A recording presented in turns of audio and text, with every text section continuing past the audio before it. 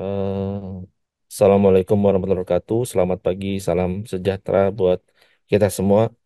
Yang saya hormati Pak Nur Hadi dari Tekmira, Mbak Mona dari PWP, dan Mas Dodi dari Ember, dan juga selaku narasumber pada webinar hari ini, dan juga eh, Mas Aryansah ya dari PWP yang nanti akan bertindak sebagai moderator. Pertama-tama, marilah kita panjatkan puji syukur kehadirat Allah Subhanahu wa Ta'ala, Tuhan Yang Maha Esa, karena pada hari ini kita masih diberi kesehatan dan kesempatan untuk bisa mengikuti webinar pada pagi hari ini. Dan kami juga ingin menyampaikan permohonan maaf dan salam dari Pak Krisnawan, Pak Kapusdatin, karena beliau di saat yang bersamaan ini harus menghadiri undangan dari Inspektorat Jenderal, jadi beliau meminta saya untuk mewakili untuk membuka acara webinar pada pagi hari ini. Baik Bapak Ibu yang kami hormati, eh, bicara mengenai emisi GRK gitu ya. Kalau bicara mengenai emisi GRK di sektor pertambangan saat ini memang terkesan gitu ya, sektor pertambangan itu sebagai sektor yang low emission. Nah, jadi kalau dilihat dari inventory GRK yang dihitung baik oleh kami di SDM dan juga di KLHK gitu ya, emisi yang dikeluarkan atau dihasilkan dari sektor pertambangan itu relatif masih jauh, masih lebih rendah, sangat-sangat rendah. Bisa dibilang menjadi salah satu emitter yang paling kecil dibandingkan sektor-sektor yang lainnya.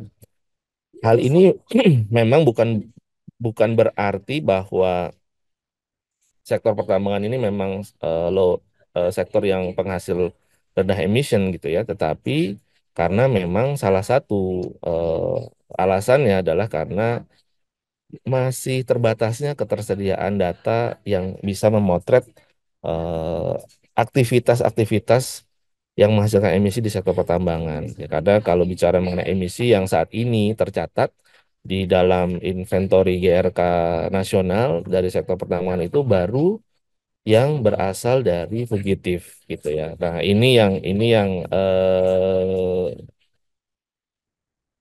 yang kemudian mungkin menjadi apa ya faktor kenapa kemudian kesannya sektor pertambangan itu termasuk sektor yang masih dibilang rendah emission. Jadi dengan adanya acara pada hari ini kami terus terang sangat senang sekali, sangat bersyukur sekali karena harapannya dari nanti mungkin paparan yang disampaikan oleh Ember dan juga dari Tekmira ini bisa memberikan potret yang lebih lengkap terhadap kegiatan-kegiatan yang ada di sektor pertambangan yang itu sebetulnya menghasilkan emisi dan perlu diperhitungkan dalam kegiatan atau pencatatan inventory GRK ke depan. Jadi harapannya dari webinar kali ini nanti kami secara secara khusus bisa mendapatkan informasi yang lebih baik lagi mengenai data-data aktivitas yang perlu dipertimbangkan, perlu dihitung, perlu dicatat ya sebagai bagian dari kegiatan inventory GRK, karena tentunya dari perbaikan data yang ada ini nanti harapannya ini juga bisa memberikan nilai tambah kepada sektor energi, terutama nanti apabila ke depan eh, pemberlakuan dari perdagangan karbon itu mulai diperluas ya, tidak hanya di sisi pembangkitan. Karena sebagai informasi juga, kami di Kementerian SDM di di koordinatori oleh teman-teman dari konservasi energi itu juga saat ini sedang melakukan atau menyusun peta jalan untuk pelaksanaan implementasi perdagangan karbon di sektor di luar pembangkit. Jadi nanti kami akan coba melihat juga di dalam peta jalan ini bagaimana kira-kira kalau perdagangan karbon itu diterapkan di sektor pertambangan dan juga di sektor migas.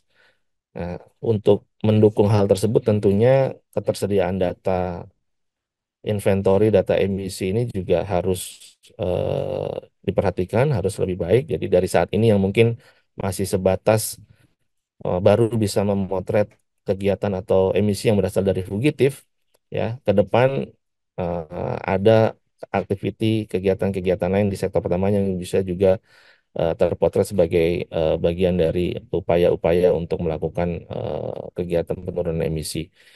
Ya, jadi harapan kami seperti itu, dan kami sekali lagi mengucapkan terima kasih ya kepada para narasumber yang sudah hadir, dan nanti harapannya bisa memberikan insight-insight yang membantu kami untuk bisa meningkatkan perbaikan atau melakukan perbaikan terhadap data inventory yang ada khususnya di sektor pertambangan.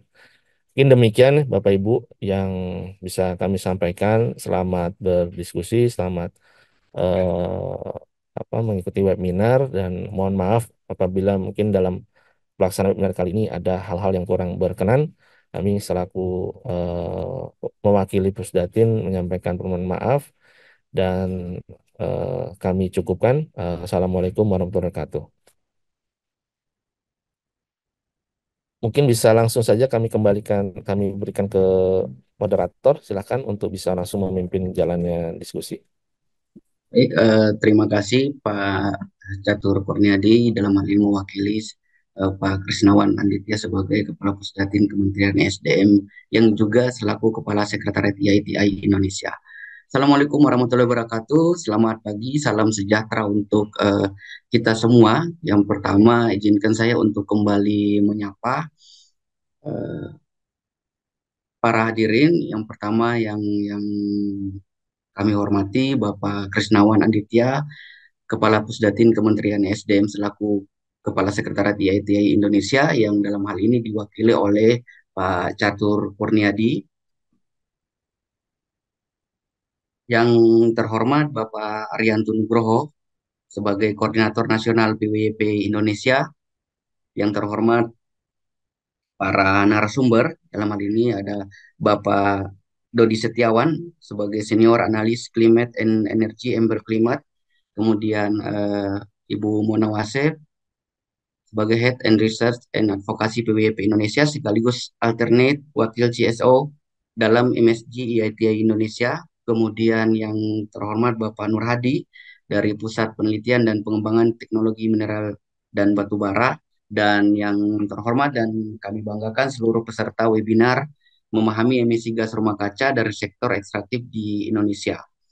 Perkenalkan, saya Riansa yang dalam hari ini dalam diskusi ini bertindak sebagai moderator. Pertama-tama kami ingin mengucapkan terima kasih telah berkenan hadir dalam agenda webinar dengan tema memahami emisi gas rumah kaca dari sektor ekstraktif di Indonesia, yang merupakan kolaborasi bersama antara Ember Climate, kemudian WWP Indonesia dan Sekretariat IITI Indonesia. Sebagaimana kita ketahui bahwa industri ekstraktif seperti pertambangan dan pengolahan mineral merupakan industri penting yang berkontribusi kurang lebih terhadap 9% dari produk domestik bruto PDB Indonesia. Namun begitu industri ini juga seringkali menjadi penyumbang utama emisi gas rumah kaca dan pemicu masalah lingkungan lainnya. Tanpa pemahaman yang baik dan dampak negatif yang ditimbulkan itu dapat menimbulkan berbagai masalah bagi masyarakat. Maka dari itu, pemahaman terkait emisi dari sektor ekstraktif diperlukan untuk dapat mengadopsi praktik-praktik yang lebih berkelanjutan. Kemudian agar pelaku usaha di sektor ini juga dapat menentukan strategi yang tepat untuk mengurangi emisi gas rumah kaca, seperti peningkatan efisiensi energi, penggunaan teknologi hijau, dan pengelolaan limbah yang lebih baik.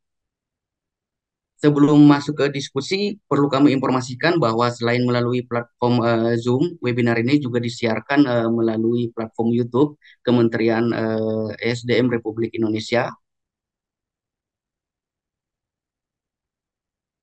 Baik, kita langsung saja ke acara inti ya ini ya,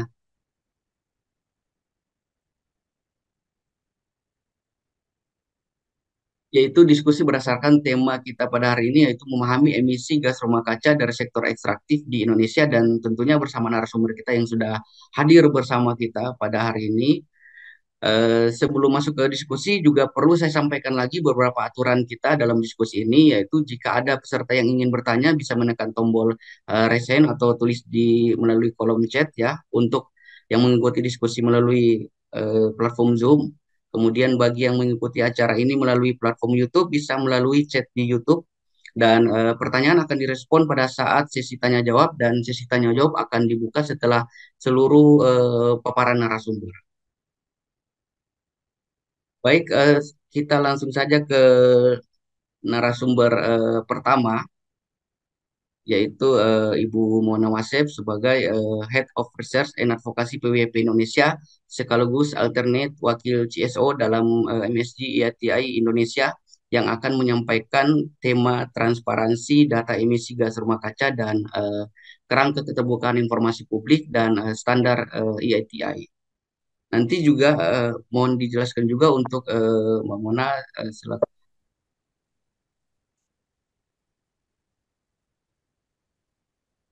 tentang standar IATI terbaru yang mendorong perusahaan tambang untuk membuka data emisinya. Nah, mengapa itu penting dan apa yang harus dilakukan oleh IATI Indonesia untuk merespons standar tersebut? Maka dari itu saya persilakan untuk narasumber pertama, saya panggilnya Mbak aja ya biar biar lebih akrab ya. Mbak Mona, eh, pada Mbak Mona disilakan. Ya, sebentar ya. Suaraku udah terdengar dengan baik? Ya, kedengaran, Oke. Kalau PPT-nya kelihatan nggak? kelihatan kelihatan.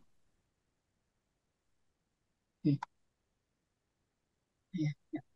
Sebelumnya terima kasih saya ucapkan pada baik itu Kementerian SDM, Pusdatin, Sekretariat DAI Indonesia gitu yang ya paling sudah bekerja sama gitu ya menyelenggarakan kegiatan ini juga dengan dari Ember. Nah, di sini saya akan menjelaskan sedikit saja gitu ya terkait tentang standar IATI yang terbaru yang 2023, di mana salah satu standarnya itu requirement 3.4 itu menyebutkan agar di-encourage gitu agar para perusahaan gitu yang menjadi apa juga turut melaporkan data emisi gas rumah kaca.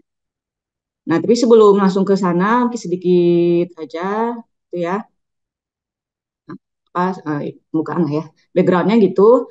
Nah, pertama seperti kita sudah ketahui kan memang Indonesia sudah meratifikasi Paris Agreement ya melalui Undang-Undang Nomor 16 tahun 2016. Nah, di mana melalui undang-undang ini kan setiap negara yang sudah meratifikasi itu diminta untuk membuat semacam rencana penanganan iklimnya melalui NDC, ya kan National Determined Contribution. Nah, di mana kalau Indonesia sendiri kan dia sudah punya target ya 29% gitu untuk dengan usaha sendiri atau misalnya 41% dengan bantuan internasional gitu per 2030 nanti.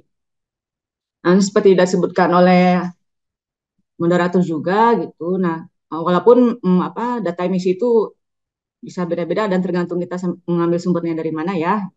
Kalau misalnya kita mengacu ke apa IEA sendiri kan untuk konteksnya Indonesia itu misalnya kayak sektor energi gitu, pembakaran bahan bakar fosil, termasuk juga batu bara itu berkontribusi sampai 51% dari CO2 emisi karbon di Indonesia.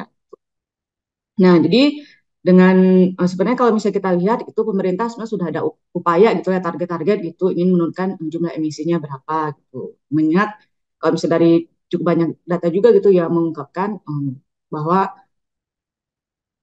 batu bara atau mungkin misalnya energi fosil itu menjadi salah satu penyumbang emisi yang cukup apa ya tinggi lah di berbagai negara gitu nggak hanya di Indonesia. Gitu. Nah terlebih kita juga tahu bahwa Indonesia kan merupakan salah satu negara produsen batu bara terbesar itu di dunia. Kan. Dan apa tapi di satu sisi meskipun Indonesia sebagai negara produsen batu bara terbesar di dunia, tapi sebenarnya pemerintah juga sudah mempunyai beberapa peraturan ataupun perencanaan gitu atau juga misalnya grand strategi gitu terkait bagaimana untuk mengurangkan emisi gas rumah kaca ini salah satunya adalah dengan melakukan transisi energi gitu. Dan bisa salah satu peraturannya itu kan ada Perpres 112 tahun 2022 yang tentang apa percepatan itu kan energi terbarukan untuk sektor sumber ketenaga listrikan. Jadi sebenarnya kalau misalnya kita lihat tracknya, ya apa sudah ada rencana dan target itu untuk menuju transisi energi. Nah, terlebih Indonesia kan juga sudah ini ya merupakan negara anggota pelaksana EITI sejak tahun 2010 dan sudah apa ya sudah melakukan validasi lah ya 2 kali gitu karena EITI ini apa Extractive Industry Transparency Initiative ini kan merupakan suatu apa ya platform lah gitu, platform internasional gitu agar setiap negara ataupun perusahaan yang mengikuti EITI ini terbuka melakukan transparansi dan akuntabilitas terkait data-datanya, data-data dari sektor industri ekstraktif. Dan apa? Jadi udah berapa tahun ya? Mungkin udah belasan tahun lah ya Indonesia menjadi negara pelaksana EITI dan laporannya juga sudah mau 11 ya laporan EITI-nya dan Indonesia juga sudah melakukan validasi gitu terkait bagaimana perkembangan dari pelaksanaan EITI-nya. Nah, jadi sebenarnya Indonesia sendiri sebenarnya sudah apa ya, mendorong gitu kan keterbukaan data, transparansi dan akuntabilitas dari sektor ekstraktifnya gitu. Nah, karena kita tahu juga IITI itu sudah melakukan beberapa kali pembaruan standar ya. Yang pertama itu kan standar 2016, 2019, terus yang 2023. Yang mana standar 2023 ini apa ya ingin meningkatkan itu pengalaman publik, keterbukaan, transparansi yang lebih mengarah ke energi transisi gitu. Jadi karena memang IITI ini kan fokus ke sektor ekstraktif ya seperti minyak, gas dan tambangan itu. Jadi bagaimana agar perusahaan-perusahaan ini ataupun negara yang kaya akan sumber daya alam ini dia lebih terbuka untuk data-datanya sehingga dapat mendukung menuju transisi energi gitu. Nah, sebenarnya kalau kita lihat secara umum requirement itu kan ada 7 ya kan, ada 7 requirement ATI, mana di setiap requirement 7 ini ada lagi turunan-turunannya. Nah, kalau yang terkait dengan apa keterbukaan data emisi itu ada di requirement yang nomor 3 eksplorasi dan produksi. Nah, sebenarnya IITI ini apa sangat bermanfaat gitu kan ya untuk bagaimana bisa setiap negara itu memiliki data gitu kan terkait transisi energi, juga terbukanya ruang-ruang dialog gitu antara misalnya pemerintah, sektor swasta, atau juga masyarakat sipil gitu, sehingga bagaimana bersama-sama gitu bisa memberikan kontribusi gitu untuk mendorong percepatan transisi energi di Indonesia. Karena ya kita tahu terbuka kalau data-datanya lebih terbuka akan lebih memudahkan itu bagi masyarakat misalnya juga untuk melakukan kontribusi, pemantauan ataupun memberikan masukan untuk mempercepat transisi energi di Indonesia. Nah, sebenarnya apa banyak gitu ya opportunity-nya lah gitu dalam proses transisi energi ini, misalnya dari segi ekonominya, atau juga pelibatan komunitas dan dengan adanya transparansi dan akuntabilitas itu bisa mengurangi atau ya mengurangi lah potensi-potensi atau risiko korupsi gitu. Karena ya kita tahu di negara manapun itu kan negara yang kayak akan sumber daya alam itu jika tata kelolanya apa tidak terus didorong untuk lebih baik itu akan banyak potensi-potensi korupsi. Nah ya transparansi akuntabilitas itu menjadi salah satu dasar atau prinsip utama dari untuk mencegah terjadinya korupsi. Termasuk juga dalam rangka transisi energi ini. Karena ya kita tahu banyak booming kebutuhan ketika mineral ya tidak hanya di Indonesia tapi juga di negara lain untuk mendorong percepatan terwujudnya teknologi energi terbarukan. Ya kita juga tahu bahwa Indonesia cukup banyak itu kan mineral kritis yang mulai dari nikel, tembaga, kobalt dan bahkan kalau misalnya dapat update juga baik dari berita ataupun asosiasi IMA mengatakan kita sudah menemukan cadangan litium ya di beberapa daerah di Jawa, walaupun mungkin memang belum tahu jumlah cadangannya itu sebanyak apa gitu kuantitasnya. Nah, jadi balik lagi ke keterbukaan data emisi ini itu adalah di requirement yang ketiga, requirement apa 3.4 ya. Di mana di sini kan didorong agar ada keterbukaan informasi terkait dengan eksplorasi, produksi, sehingga publik lebih memahami gitu bagaimana pelaksanaan tata kelola industri ekstraktif di Indonesia. Nah, sebenarnya di requirement 34 itu khususnya gimana perusahaan-perusahaan didorong itu untuk membuka data emisi gas rumah kacanya sehingga bisa mendorong keterbukaan yang lebih baik. Karena ya kita tahu jika data-datanya lebih terbuka, eh, pemerintah rasanya akan bisa lebih baik gitu kan untuk mengukur kebijakannya atau membuat perencanaan-perencanaan agar target yang di dalam industri itu bisa tercapai. Dan juga oh ini udah waktu dulu ya. Nah, balik lagi sedikit ya. Nah, juga ya kita tahu gitu penurunan apa emisi gas rumah kaca itu data-data yang baik kan juga bisa membantu untuk percepatan transisi energi.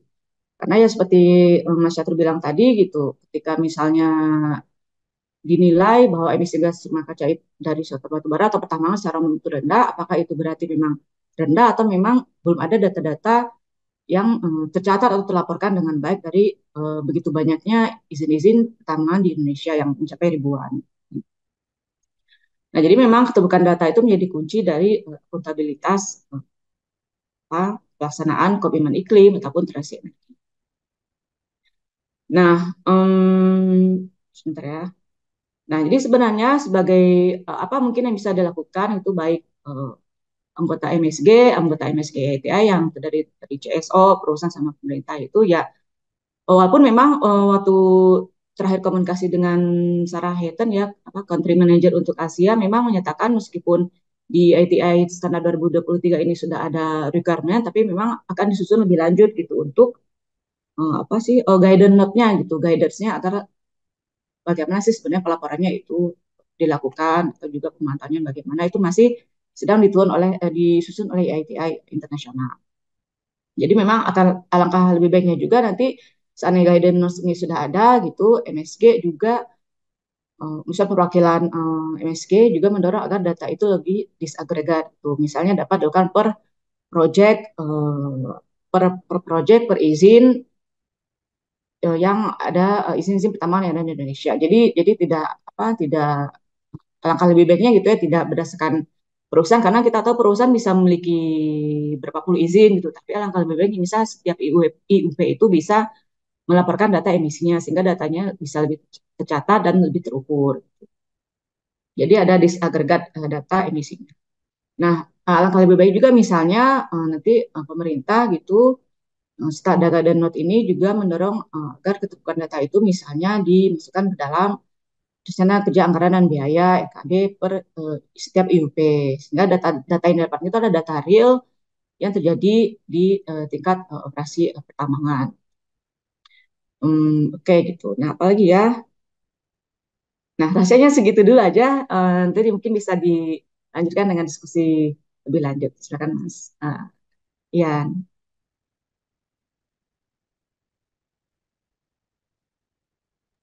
Baik, terima kasih paparannya Mbak. Yang saya tangkap paparannya tadi yaitu standar ITAE memang begitu penting dalam rangka percepatan transisi energi di Indonesia.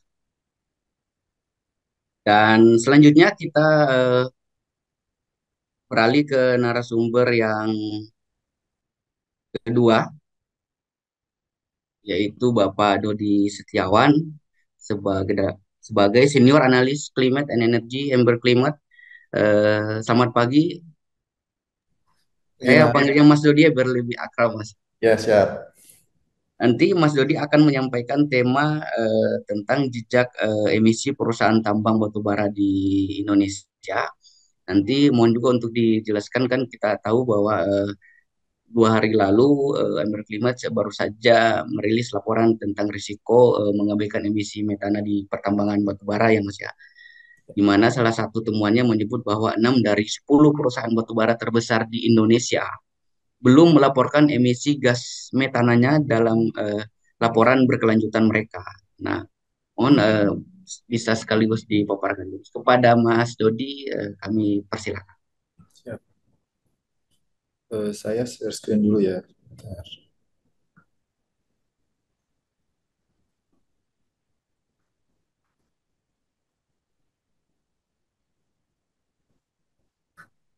Mohon maaf Kak, kalau dari panitia bisa share slide saya nggak ya?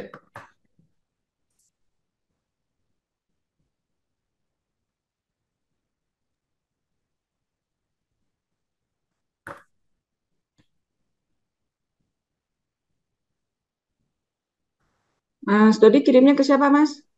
Ke Mas Ari tadi. Oh, Mas Ari. Ya, mohon maaf.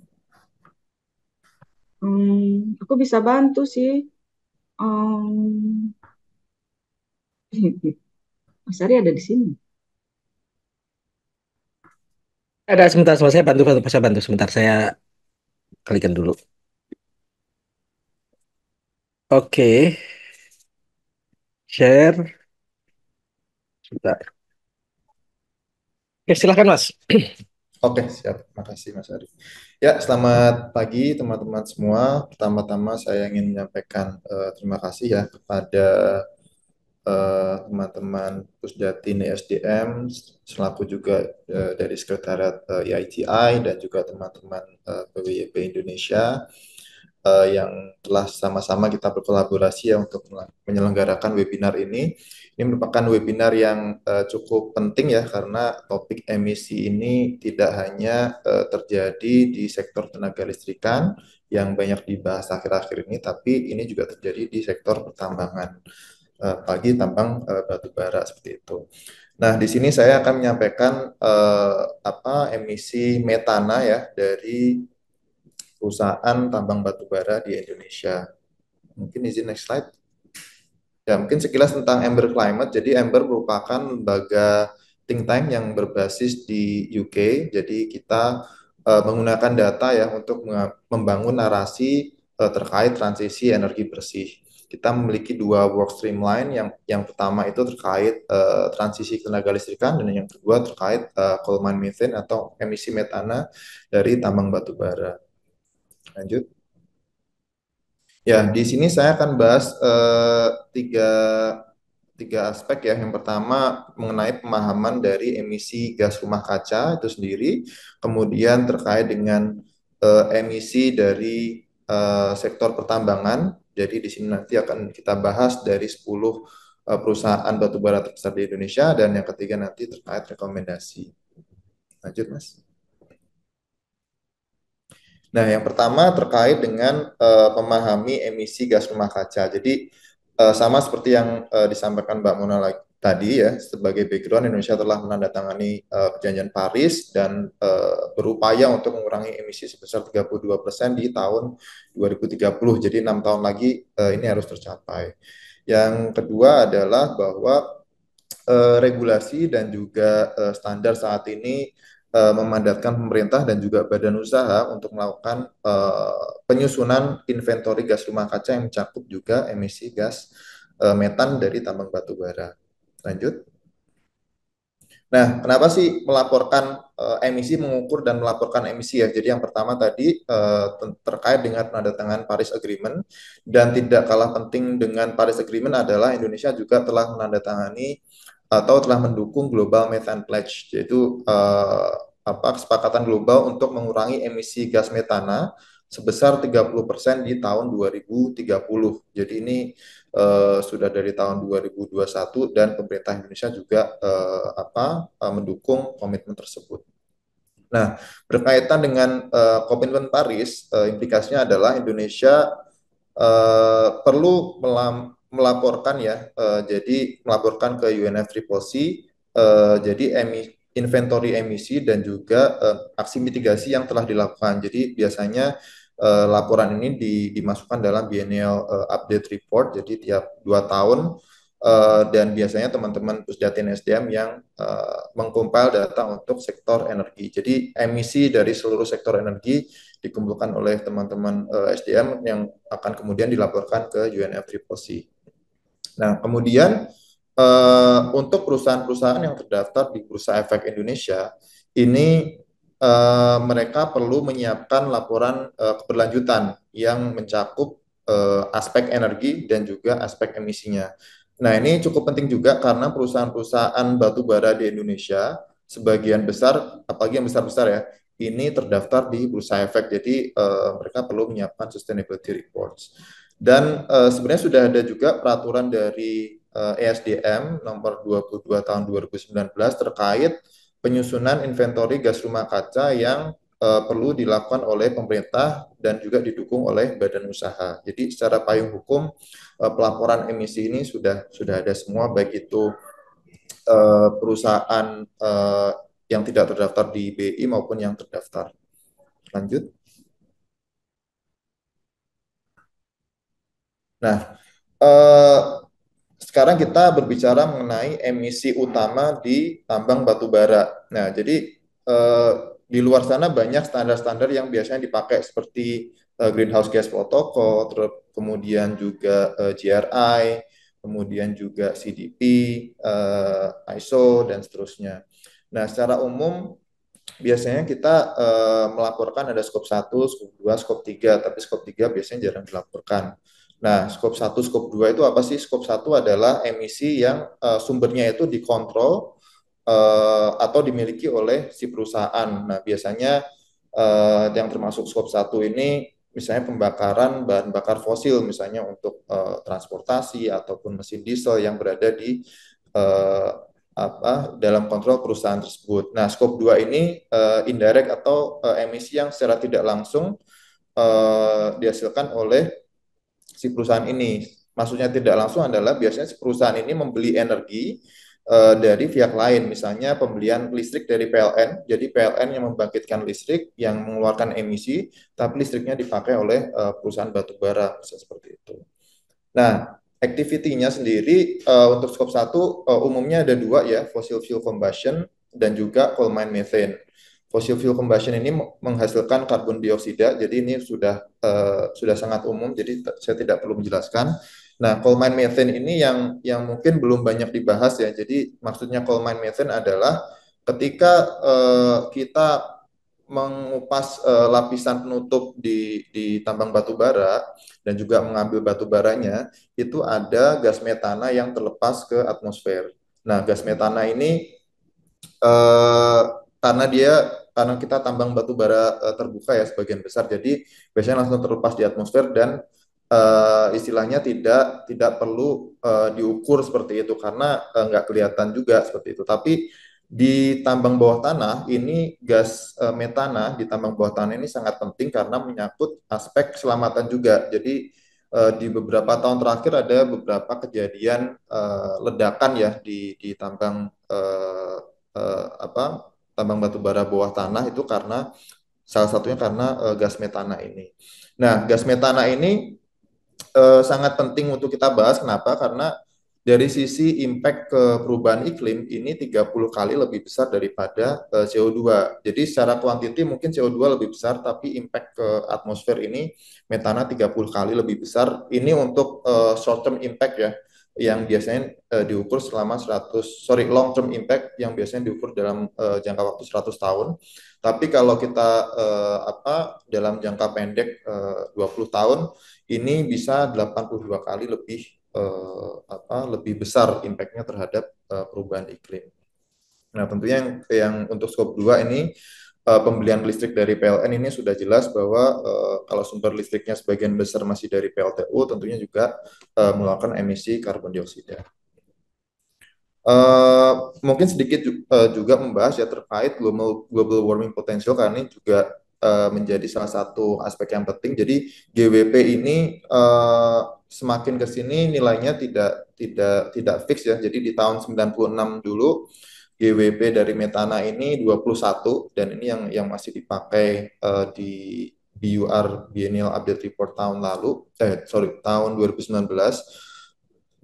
Terakhir data dari IPCC dari assessment report ke-6 ini GWP-nya meningkat menjadi 30 kali. Jadi sudah jauh lebih besar daripada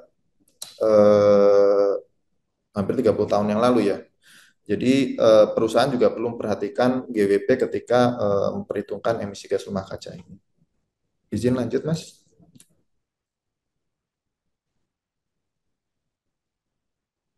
Ya, yang kedua adalah terkait dengan emission data. Nah, jadi di sini kami melakukan analisis terhadap 10 perusahaan tambang batu bara terbesar di Indonesia terkait apakah mereka melaporkan emisi CMM, terus kemudian juga kalaupun melaporkan kira-kira intensitas emisinya seperti apa.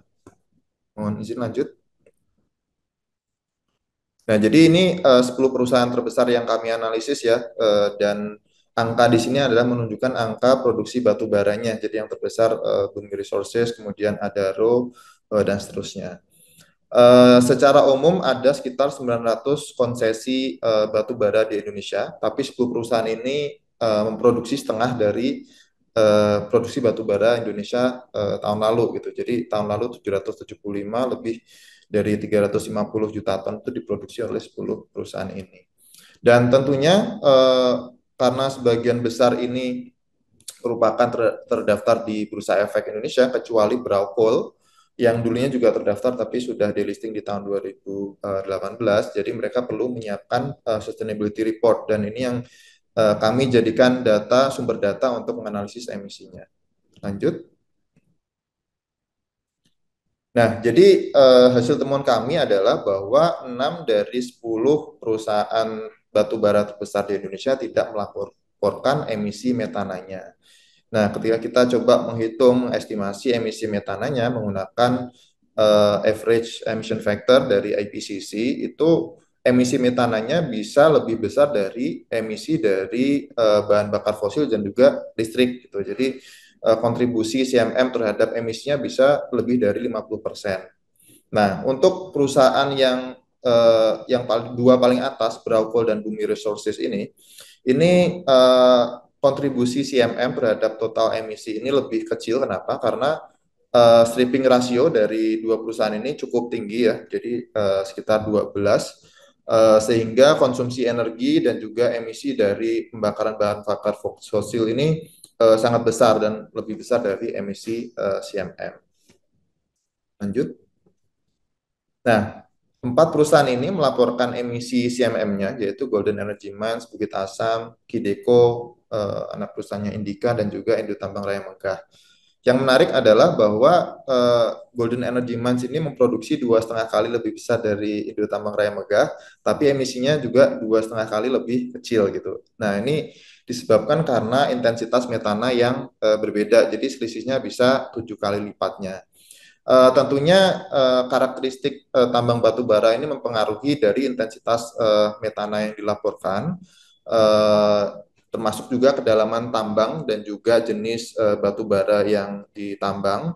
Nah, tapi sayangnya dari perusahaan-perusahaan ini tidak memberikan informasi mengenai faktor emisi yang digunakan dan juga dasar-dasar asumsinya. Nah, kemudian beberapa perusahaan ini juga menggunakan GWP yang berbeda-beda gitu. Jadi ada yang masih menggunakan 21, terus kemudian ada yang menggunakan GWP 28 dari assessment report yang kelima. Lanjut. Nah, untuk perhitungan CMM sendiri atau coal mine methane ini kami mengikuti standar dari IPCC ya. Jadi secara umum ada tiga level ya. Yang pertama itu yang keakuratannya paling rendah itu menggunakan rata-rata global, faktor emisi rata-rata global. Ini yang chartnya ada di sebelah kanan. Kemudian yang kedua ini menggunakan faktor emisi yang berbasis di negara ataupun di region, misalnya di basin ataupun di provinsi. Yang ketiga ini pengukuran langsung.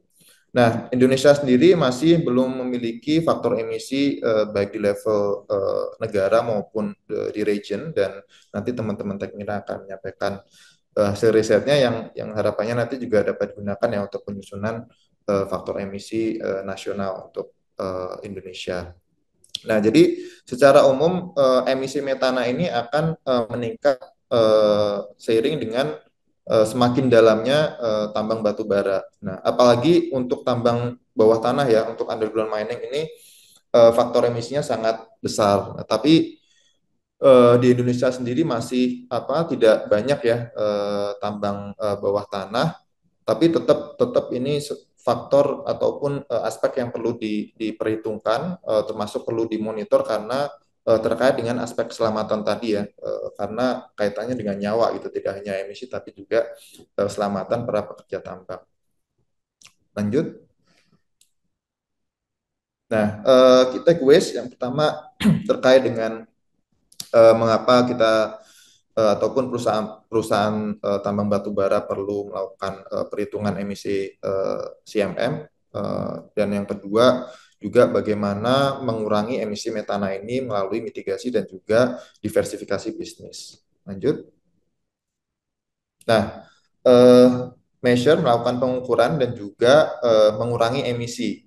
Nah, jadi pengukuran dan juga pelaporan emisi CMM ini diperlukan untuk memahami secara keseluruhan ya. Jadi emisi yang dikeluarkan dari proses penambangan batu bara. Jadi emisi dari perusahaan. Apalagi metan ini memiliki dampak yang jauh lebih besar daripada karbon dioksida dan berkontribusi sekitar setengah dari emisi sektor pertambangan. Dan tentunya melaporkan emisi metana ini juga membantu perusahaan-perusahaan untuk comply ya dengan emission reporting standards seperti GRI, CDP, IFRS, dan juga regulasi dari Kementerian SDM seperti itu. Dan tentunya yang ketiga, perusahaan tambang harapannya juga aktif mengidentifikasi peluang untuk mitigasi emisi untuk mengurangi emisi misalnya melalui pre-mine drainage maupun ventilation air methane untuk underground mining. Lanjut.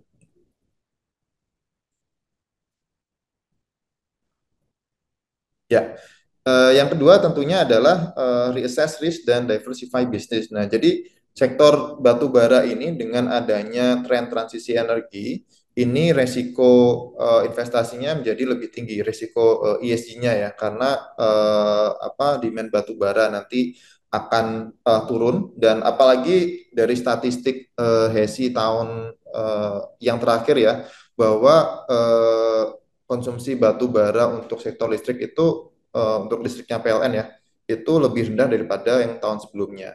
Dan untuk ekspor market sendiri ini India juga sudah turun, apalagi India akan meningkatkan produksi domestiknya ya dan akan mengurangi impornya. Dan kemudian Cina juga berupaya untuk peaking emission, jadi istilah mencapai puncak emisi sebelum tahun 2030. Nah, tentunya dua negara ini sebagai importer terbesar ya batu bara Indonesia, ini juga akan mempengaruhi nanti bagaimana perusahaan-perusahaan tambang batu bara Indonesia untuk memproduksi batu baranya. Jadi perlu dilakukan risk assessment terkait dengan outlook batu bara ini. Nah, tentunya nanti pengurangan produksi batu bara dan juga diversifikasi bisnis ke proyek-proyek yang lebih hijau, misalnya energi terbarukan, electric vehicle, dan juga critical mineral dapat membantu perusahaan-perusahaan batu bara untuk mengurangi risiko ESG dan tentunya lebih siap dalam menyambut transisi energi ini. Lanjut. Nah, ini jadi dari 10 perusahaan ini, sebagian besar sudah melirik energi terbarukan ya untuk diversifikasi bisnis gitu. Dan ini dilakukan baik oleh perusahaannya itu secara langsung melalui anak perusahaan atau melalui afiliasi perusahaan yang terafiliasi dengan perusahaan tambang batu bara tersebut.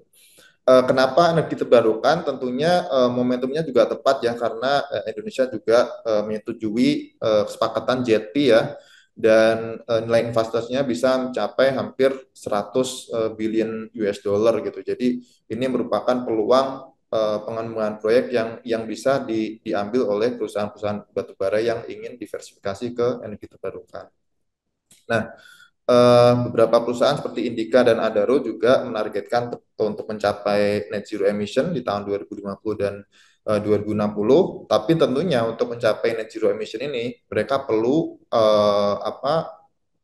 melakukan mitigasi terkait emisi metana tadi karena untuk sampai saat ini belum ada perusahaan yang melakukan aksi pengurangan emisi metana. Terbuka gitu atau kita Lanjut. meminta beberapa narasumber untuk memberikan paparannya, Ya, Pak? mungkin itu dulu.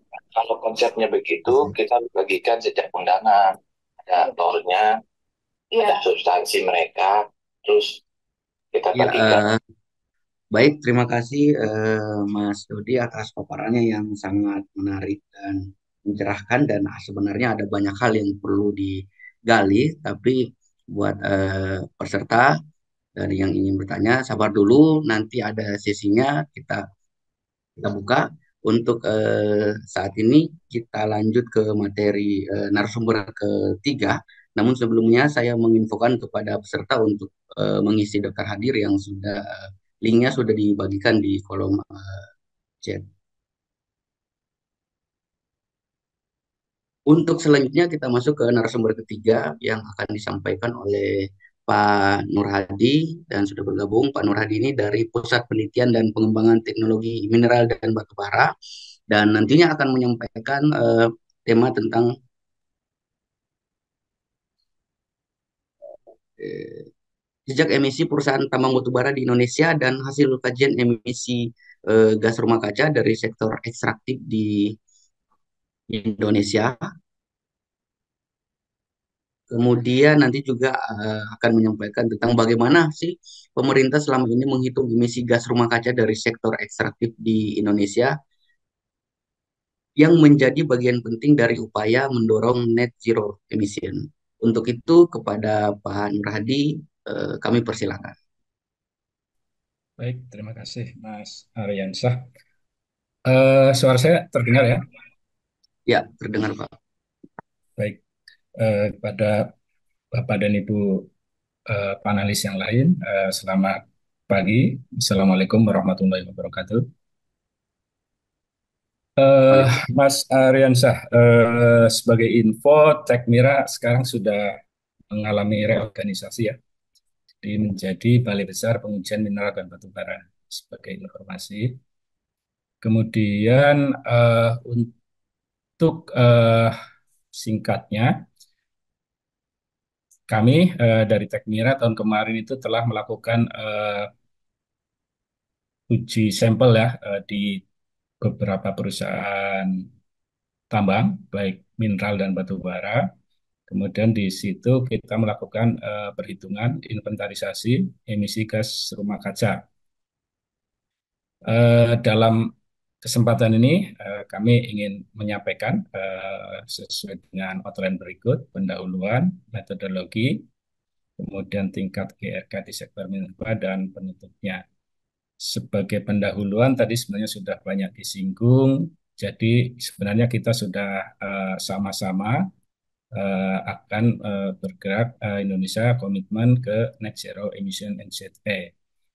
Kemudian di kebijakan-kebijakan pemerintah sudah mendukungnya. Kita saat ini juga sedang melakukan berbagai upaya. Saya lanjutkan saja karena tadi sudah banyak disinggung. Jadi untuk kajian yang kami lakukan di tahun kemarin itu kita melakukan prosesnya itu secara keseluruhan itu dari melalui studi literatur, kemudian kami juga mengambil data-data sekunder, FGD, dan kami mengambil data langsung ke 4 badan usaha pertambangan, 3 batubara dari kapasitas produksinya yang besar, menengah, dan kecil, kemudian 1 badan usaha pertambangan mineral. Kemudian data-data yang kita kumpulkan juga mengambil data produksi di pertambangan mineral dan batu bara dari direktorat terkait. Dan dari data-data ini kita lakukan perhitungan emisinya sesuai dengan metode di IPCC. Kemudian hasil hasil ini kita diskusikan dengan berbagai narasumber, eh, baik di internal maupun eksternal Kementerian SDM. Kemudian skupnya yang kita lakukan, kita mengambil untuk sektor energi dan EPPU ya. Karena sektor pertambangan seperti tadi dijelaskan oleh Pak Dodi bahwa salah satu komponen yang ada di emisi GRK sektor pertambangan terutama di batu bara adalah fugitif. Fugitif yaitu gas GRK yang terlepas saat proses penambangan baik tambang dalam maupun eh, tambang permukaan maupun tambang bawah tanah. Kemudian kita juga ukur konsumsi bahan bakar untuk produksi di penambangannya. Selain itu, kita menghitung juga untuk PPU, Industrial Process and Product Use. Lanjut, untuk eh, data-data faktor emisi, kami menggunakan kalau data yang sudah tersedia tingkat ketelitian tinggi tier 3 kita sudah pakai untuk faktor emisi pembakaran batu bara. Kemudian untuk tier 2 kita secara nasional sudah punya beberapa faktor emisi untuk bahan bakar minyak maupun ada bahan bakar batu bara. Kemudian untuk faktor-faktor emisi yang lain kita masih mengacu ke tier 1 yaitu default dari IPCC. Kemudian perhitungan kita lakukan analisis tadi di 4 badan usaha. Kemudian kita untuk sektor pertambangan batu bara kita akan melakukan perhitungan tadi konsumsi bahan bakar, pembakaran bahan bakar, kemudian fugitif, kemudian untuk sektor EPBU-nya. Yang kita lakukan terhadap 3 perusahaan batu bara, kapasitas produksi tinggi, dalam hal ini kami coba ke KPC, kemudian produksi menengah ke MHU, dan kapasitas produksi rendah di Astaka Dodol. Nah, ini secara singkat kami tampilkan hasil perhitungan kami. Jadi metode yang digunakan untuk konsumsi bahan bakar fosil, kita kategorikan untuk BBM itu bisa menggunakan faktor emisi tier 2. Kemudian untuk bahan bakar batu bara, untuk kebutuhan-kebutuhan seperti PLTU, kita gunakan tier 3 karena datanya mencukupi. Kemudian untuk impor listrik, kita gunakan tier 2 sesuai dengan faktor emisi grid nasional di wilayah tambang tersebut. Ini konsumsi bahan bakarnya, kita lihat sebagian besar penggunaan bahan bakar ini, kalau kita lihat intensitasnya itu banyak untuk pemakaian kendaraan berat operasional ya. Jadi kita lihat bahwa konsumsi bahan bakar untuk operasional menghasilkan intensitas emisi yang cukup besar. Kemudian untuk PLTU dan pembangkit listrik karena operasional di tambang sebenarnya kebutuhan listriknya nggak terlalu besar, maka intensitas GRK yang berasal dari kebutuhan listrik itu tidak terlalu besar. Begitu juga kalau menggunakan listrik yang diimpor dari PLN, karena biasanya impor PLN itu hanya untuk operasional di perkantoran. Kemudian kebutuhan-kebutuhan bahan bakar lain seperti untuk transportasi laut, pengiriman bahan bakar, pengiriman produk batu bara, kemudian untuk kendaraan dinas, ini cukup kecil menyumbang untuk emisi GRK-nya. Kalau kita lihat sebelah kanan ini intensitasnya, kemudian kita lihat bahwa untuk batu bara, tambang batu bara kategori produksi besar dan produksi menengah itu memiliki intensitas yang lebih besar daripada tambang batu bara dengan tingkat produksi yang lebih rendah. Kemudian untuk emisi fugitif yang tadi Pak Dodi banyak singgung, kita juga sudah melakukan di CCM-nya ya, kita kalau kita disebut fugitif di yang kami lakukan. Nah, fugitif ini merupakan emisi yang menyakup semua emisi GRK. Di perhitungan kami selain gas metan, kami juga melakukan perhitungan gas CO2 yang terlepas sengaja atau disengaja saat proses produksi bahan bakar primer. Dalam hal ini adalah batu bara. Kemudian metode yang kami gunakan karena kita belum ada faktor emisi nasional, kita masih menggunakan faktor emisi IPCC, menggunakan tier 1. Direncanakan Tekmira pada tahun depan 2025 kita akan melakukan kajian penyusunan emisi Tier 2 ya nasional untuk faktor emisi fugitif ini untuk meningkatkan ketelitian perhitungan GRK dari emisi fugitif. Hasil yang kita lakukan untuk tiga tambang batu bara, ini apa namanya faktor emisinya masih kita gunakan berdasarkan tiga tambang itu kan surface mining, kemudian kita aktual faktor emisinya menggunakan tier 1 berdasarkan kedalaman overburden. Jadi nanti kami kategorikan sesuai dengan efisiensi, ada yang rendah, ada yang menengah, dan ada yang tinggi. Jadi ini sudah aktual sesuai dengan kedalaman overburden. Jadi kalau kita lihat intensitasnya itu tergantung kedalaman overburden, memang nanti akan berbeda-beda intensitasnya.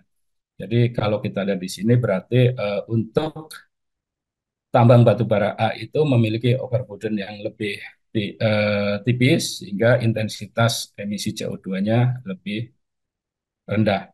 Hal ini menghasilkan emisi GRK fugitifnya walaupun produksi dari tambang A itu jauh lebih besar berapa kali dari tambang batu bara B, tetapi emisi yang dilepaskan dari fugitif ini hampir sama. Ini karena intensitasnya yang berbeda. Nah, eh, melihat hasil ini nanti kita akan lanjutkan untuk membuat tadi faktor emisi Tier 2 dan kita juga untuk aktivitasnya akan kita hitung dengan apa nanti kita lanjutkan di belakang. Kita akan membuat buku pedoman agar masing-masing badan usaha pertambangan itu bisa melaporkan ke Kementerian SDM.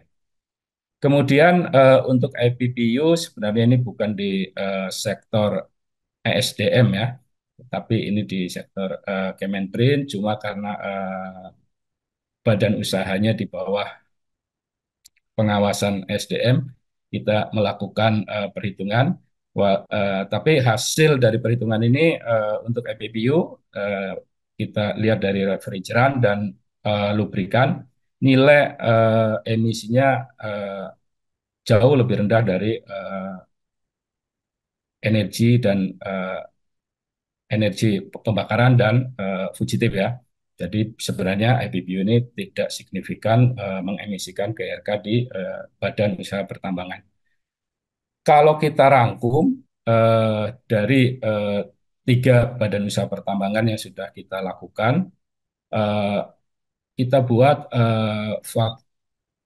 apa namanya intensitas energinya di tabel grafik sebelah kanan. Kita lihat bahwa intensitas energi dari industri pertambangan batu bara itu cukup bervariatif ya. Untuk misalkan sampel tambang A itu lebih besar eh, emisi yang berasal dari energi bahan bakar. Sementara untuk tambang B, emisi dari bahan bakar maupun dari fugitif itu memiliki nilai yang hampir sama. Sedangkan tambang C ini memiliki emisi fugitif yang lebih besar. Kemudian kalau kita buat intensitas ini berdasarkan kapasitas produksinya, kita buat misalkan untuk semua tambang dengan kapasitas produksi besar, memiliki intensitas pemakaian bahan bakar 40, kemudian yang menengah, kemudian yang lainnya, kita buat intensitasnya sesuai dengan hasil kajian kita. Kemudian untuk emisi GRK dari fugitif, kita buat rata-rata karena datanya kita belum lengkap, sehingga untuk emisi CH4 kita gunakan angka yang rata-rata 1,2, kemudian emisi CO2-nya 0,44, kemudian emisi CH4 untuk post mining-nya 0,1, kemudian kita juga lakukan melakukan perhitungan dengan mengalihkan produksi nasional. Kita punya data dari tahun 2016 sampai tahun 2022, sehingga kita bisa melihat bahwa emisi penggunaan bahan bakar, emisi GRK dari penggunaan bahan bakar itu sebenarnya masih mayoritas gitu ya, lebih besar dibanding dengan emisi fugitif. Kemudian emisi EPBU itu sangat kecil. Kemudian kalau kita lihat bahwa dengan total emisi yang seperti tabel ini, kalau kita presentasikan dari emisi GRK, total sektor energi sebenarnya lebih kecil ya. Ini yang kita dapatkan, nanti bisa kita diskusikan. Kemudian untuk mineral, karena tidak ada fugitif, maka hanya ada emisi yang berasal dari pembakaran batu bara. Maaf, pembakaran bahan bakar, baik batu bara maupun bahan bakar minyak untuk kendaraan berat. Dari data yang kita hitung, kita peroleh intensitasnya, dan karena kita menggunakan data-data yang real dari perusahaan tambang tersebut, maka kita bisa hasilnya di perusahaan tambang tembaga ini menghasilkan emisi GRK sebesar 1,5 juta ton ekuivalen ya, dengan produksi tembaga 792.000. Kemudian sebagai penutup, untuk tahun ini kita akan membuat pedoman inventarisasi GRK subsektor minerba. Dengan pedoman ini nantinya seluruh badan usaha di sektor minerba itu diwajibkan nanti untuk melaporkan inventarisasi GRK sesuai dengan buku pedomannya, sehingga nanti data emisi GRK dapat diperoleh secara komprehensif dan bisa dilaporkan gitu ya. Kemudian inventarisasi GRK ini nantinya akan diintegrasikan ke dalam database minerbawan sehingga aspek keterbukaannya bisa lebih bagus lagi. Demikian Mas Aryansyah yang bisa saya sampaikan. Terima kasih.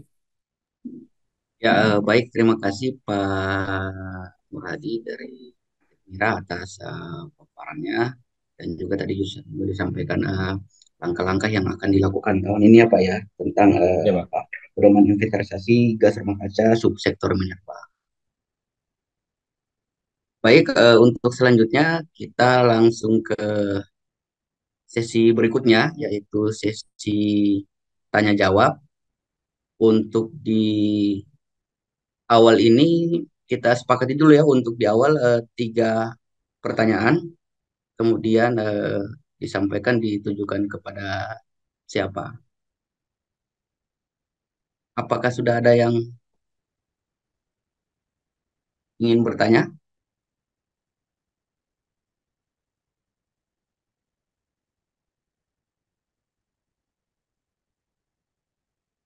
kepada Bapak Ibu peserta?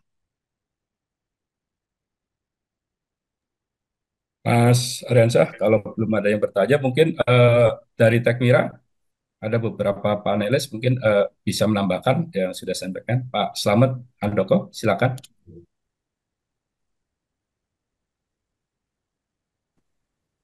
Terima kasih Pak Nuradi. Izin Pak Moderator, Pak Aryansah, Ya, sedikit menambahkan saja sih, memang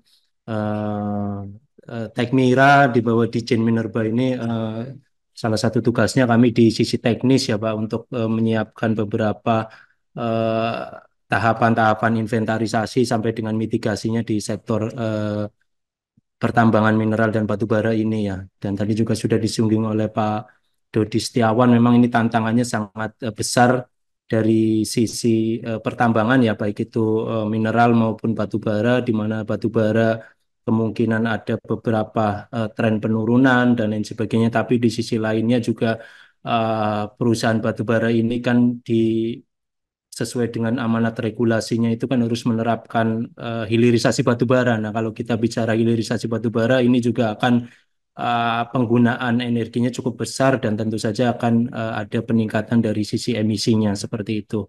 Dan itu juga menjadi salah satu PR-nya nanti kalau hilirisasi batubara ini sudah berjalan dan seperti itu. Tapi di sisi lainnya juga Indonesia tidak bisa menafikan juga bahwa salah satu pendapatan terbesar dari bangsa ini kan dari sektor mineral dan batubara dan itu juga menjadi satu pertimbangan di satu sisi itu adalah pendapatan tapi di sisi lainnya juga memang ada beberapa constraint dampak-dampak lingkungannya ya terutama emisi dan tentu saja juga tadi disampaikan bahwa dari sisi fugitif ini memang kami dari Kementerian SDM, dari Dirjen Minerba, dari Tekmira ini akan coba untuk mengupdate lagi ya terkait dengan inventarisasi data baik itu dari sisi fugitif, Avolu, IPPU maupun dari sektor-sektor yang lainnya ya seperti itu dan memang kalau dari beberapa hal yang kami pelajari memang ada beberapa asumsi dan penggunaan faktor emisi mungkin yang berbeda, ada yang TR1, ada yang AR kalau saya lihat kan dari Ember itu AR6 ya dan kami mungkin kemarin habis diskusi panjang dengan Pusdatin kemungkinan kami akan memakai di AR5. Intinya seperti itu sih Pak Nuradi, Pak Dodi dan para panelis semuanya bahwa kami sangat membutuhkan masukan ya dari kami Tekmira, dari teman-teman yang lainnya terkait dengan updating kami dalam menginventarisasi gas rumah kaca baik itu untuk CO2 maupun CH4 dari faktor fugitifnya. Mungkin itu Pak Nurhadi sedikit tambahan dari saya. Baik, terima kasih Pak Selamat Handoko yang juga dari Tekmira ya Pak ya. Ya. Baik, untuk selanjutnya kita buka sesi pertama untuk tanya jawab kepada tiga peserta mungkin yang ingin bertanya bisa menekan tombol raise hand atau bisa langsung eh, menulis di kolom chat apakah sudah ada.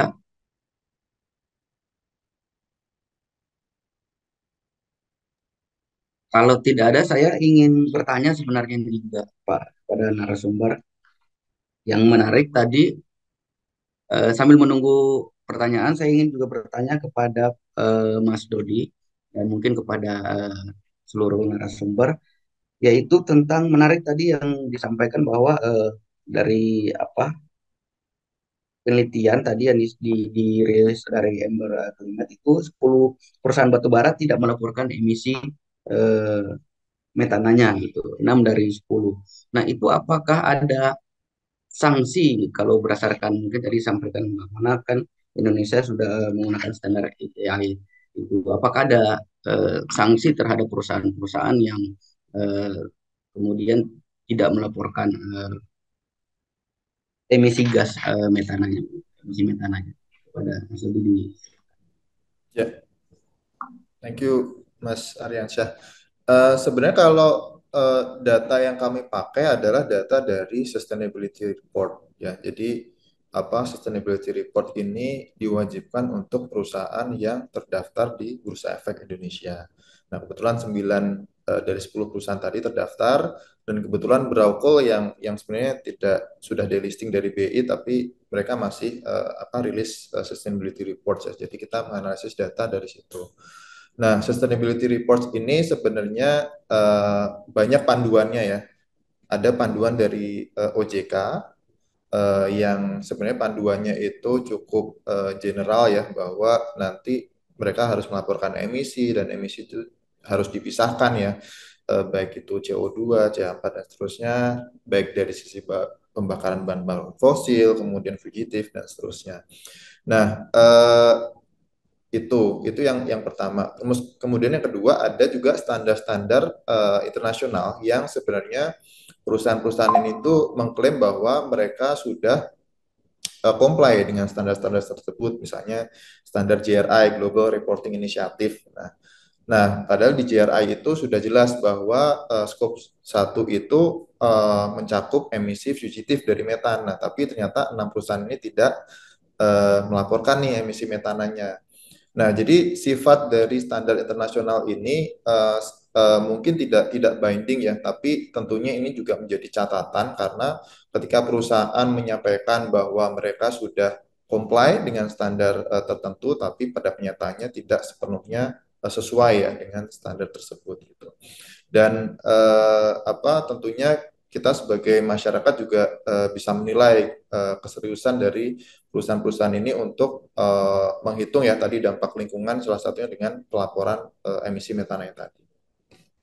Mungkin itu Mas.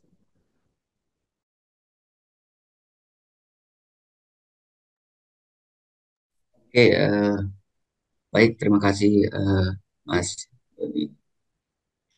Ada Mbak Mona mungkin mau menambahkan atau Pak Radi? Iya, Pak. Arian, saya izin menambahkan. Ya, siap. Eh, Memang saat ini perusahaan-perusahaan Badan Usaha Pertambangan itu baru yang melaporkan itu lebih karena tuntutan pasar ya. Ini realnya seperti itu.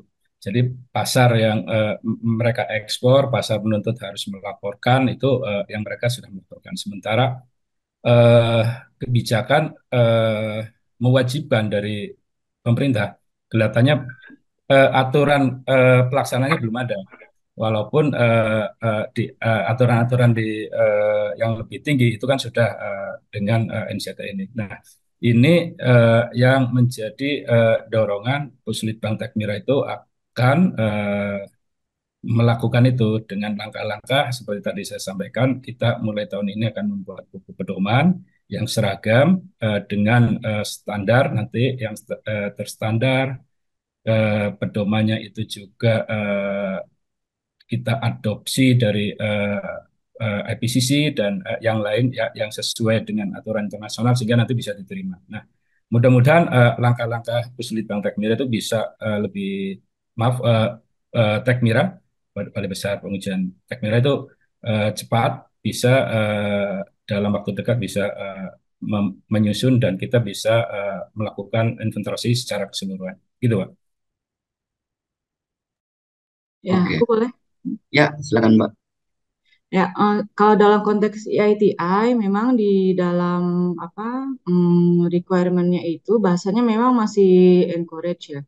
Jadi setiap perusahaan itu didorong gitu untuk melaporkan emisi gas rumah kacanya gitu agar sejalan dengan praktek transparansi dan akuntabilitas industri ekstraktif. Tapi memang kalau di ITI itu memang terminologinya ada beberapa ya, ada kalau dia misalnya requirement itu mandatory, nah jadi dia tuh biasanya memakai kata terminologi kayak require, must, gitu. Tapi kalau misalnya hanya encourage itu diharapkan itu jadi dia memakai terminologi yang berbeda. Jadi memang sementara misal kayak could, encourage, jadi ada beberapa terminologi yang memisahkan setiap requirement IT itu mulai dari mandatory, expected requirement sampai encourage requirement.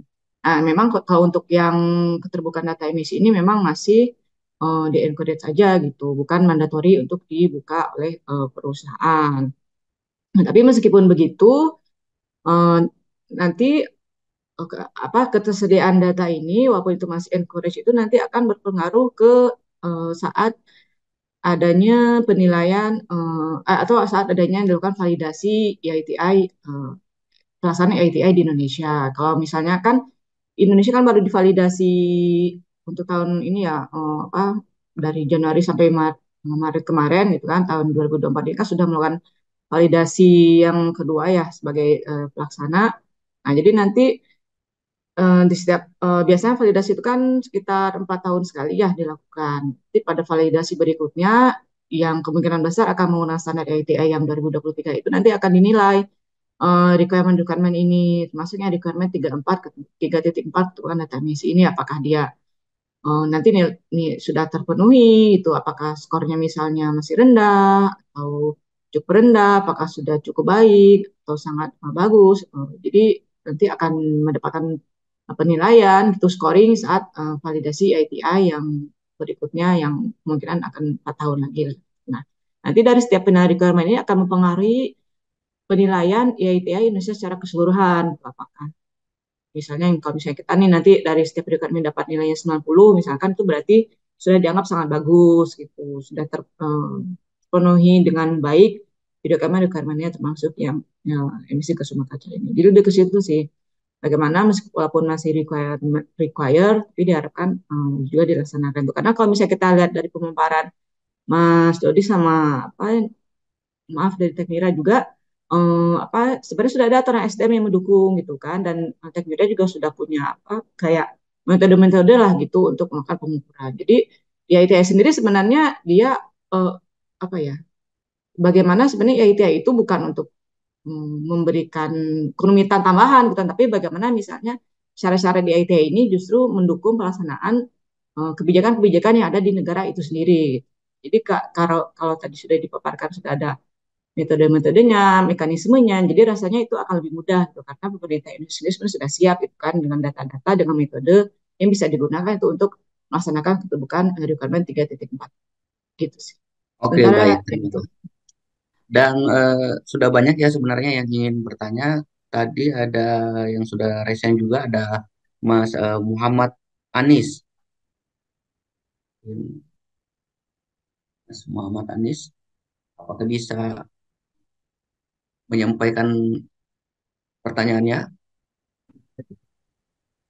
Eh, ya, halo. Ya, silakan Mas. Ya, Mas Aryansyah, makasih. Suara saya terdengar ya? Ya, suaranya terdengar. Kemudian bisa disebutkan dari mana, kemudian Ya, pertanyaannya ditujukan kepada siapa. ya. Terima kasih, Mas Aryansyah. Selamat pagi menjelang siang, Bapak Ibu semua. Terima kasih atas pemaparannya. Mungkin pertanyaannya saya khususkan untuk Mas Dodi Setiawan dari Emper dan juga Pak Nur Hadi dari Tekmira begitu. Kalau pemaparan Bapak Ibu semua tadi kan fokusnya salah satu fokus utamanya adalah terkait dengan inventarisasi begitu ya. Nah, cuma mungkin saya ingin bertanya karena ada ini bagian dari apa ya? Bagian dari pekerjaan saya begitu. Kebetulan saya namanya Anis, saya dari ASEAN Center for Energy. Jadi begini pertanyaannya, kalau misalkan tadi di pemaparan Mas Dodi itu ada eh, pemisahan begitu ya antara surface mining dengan underground mining begitu, dan kemudian emisi underground mining bisa lebih bisa dikatakan lebih mudah untuk diinventarisasi karena memang apa namanya dia bisa mudah di capture dan lain sebagainya. Kalau surface itu kan dia lebih terbuka langsung ke atmosfer kira-kira begitu. Nah, mungkin untuk mempersingkat pertanyaan adalah ketika melihat Indonesia yang mana memang surface mining itu lebih banyak, kalau berdasarkan Global Energy Monitor itu sekitar 500-an lebih eh, tambang di Indonesia adalah tambang terbuka begitu. Nah, yang ingin saya tanyakan adalah kalau underground mining itu best practice-nya cukup banyak untuk kemudian teknologi apa yang digunakan dan lain sebagainya.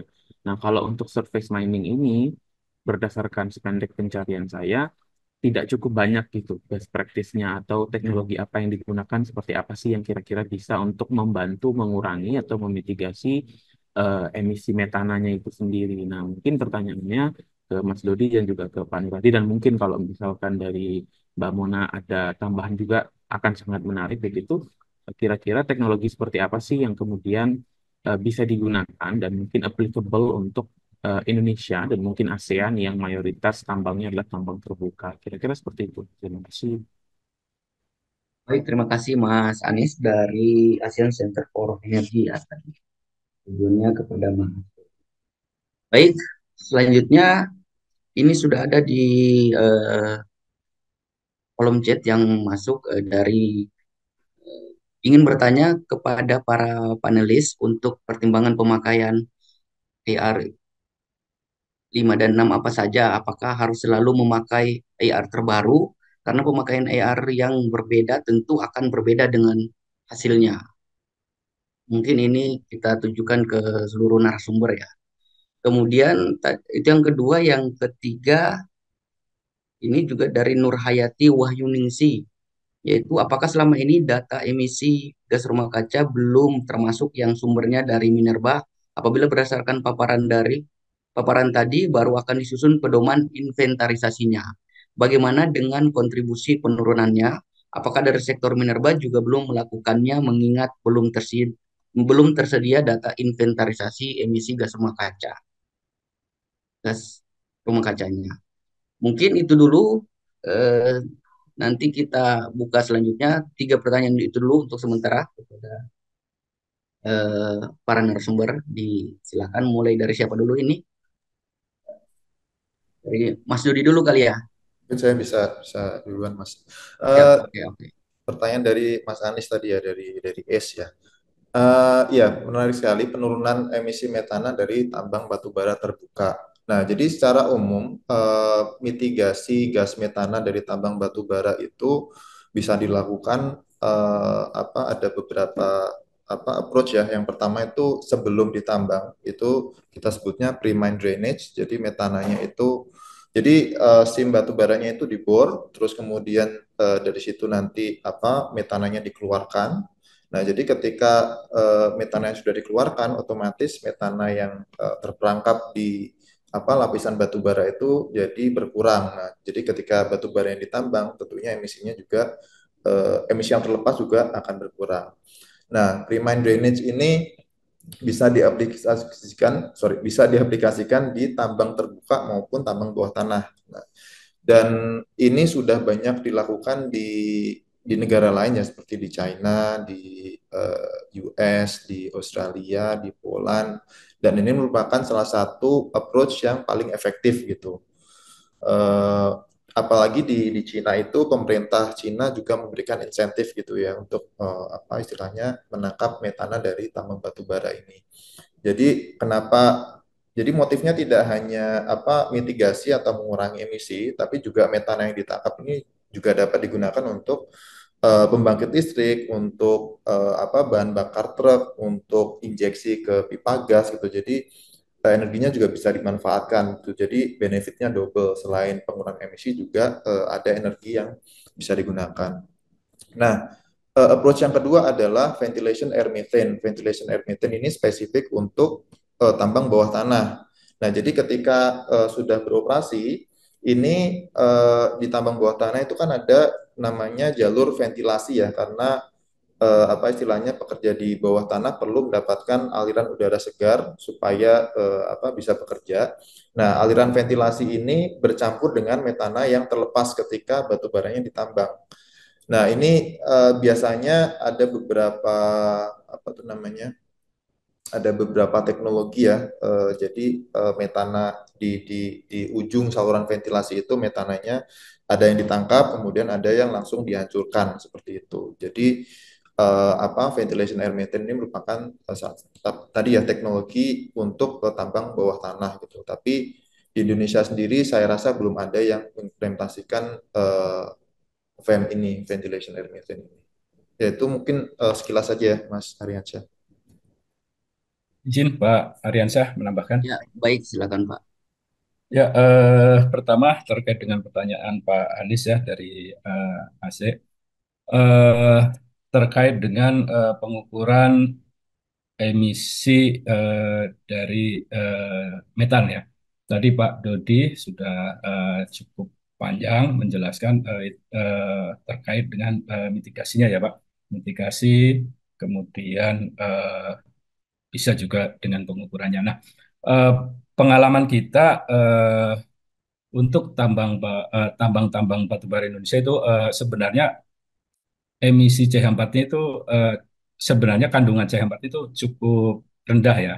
Sehingga kalau kita implementasikan teknologi-teknologi yang tadi disampaikan Pak Dodi, secara ekonomi itu belum layak sehingga eh, eh, ya apa namanya karena tidak layak secara ekonomi belum diimplementasikan. Nah, fokus saya itu tadi pertanyaan Pak Anies sebenarnya bagaimana cara ngukurnya saja gitu kan, belum ke mitigasi. Nah, eh, tadi metode-metode memang sebenarnya sudah ada ya. Kalau kita belum mengembangkan secara nasional pun sebenarnya secara internasional EPCC itu sudah ada, Pak. Tadi seperti saya sampaikan, kalau tambang terbuka itu kan perhitungan emisinya itu cukup dari basisnya dari kedalaman overburden. Jadi overburden berapa, nanti faktor emisinya berapa. Semakin dalam overburden berarti semakin banyak metan yang terjebak di dalam lapisan batu bara sehingga nilai faktor emisinya pun besar. Nah, itu Pak Anies. Jadi sebenarnya kita bisa menghitung berdasarkan standar-standar internasional yang sudah ada. Walaupun Tekmira memang saat ini akan melakukan kajian untuk perhitungan faktor emisi secara nasional, seperti yang Australia dilakukan juga sudah dapat faktor emisi nasional ya. Kita sudah komunikasi juga, mudah-mudahan nanti bisa segera diimplementasikan. Kemudian pertanyaan dari Bu Nur Hayati ya.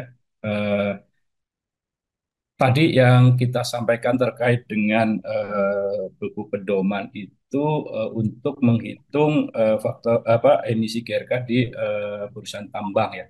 Sementara kalau emisi-emisi minerba sebenarnya kalau tadi slide saya yang pertama kalau nggak salah disampaikan bahwa sektor minerba itu kan secara nasional emisinya berasal dari fugitif. Kalau emisi dari pemakaian bahan bakar seperti itu adanya di pembakaran dan itu bukan di minerba. Nanti sumbernya berasal dari bahan bakar.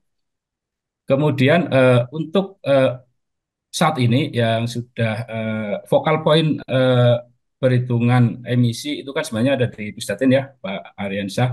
Kemudian masing-masing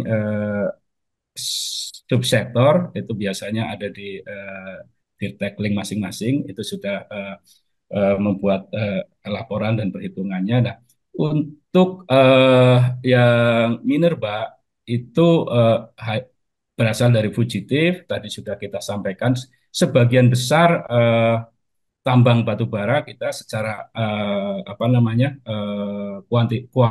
kuantitasnya jumlahnya itu adalah tambang terbuka.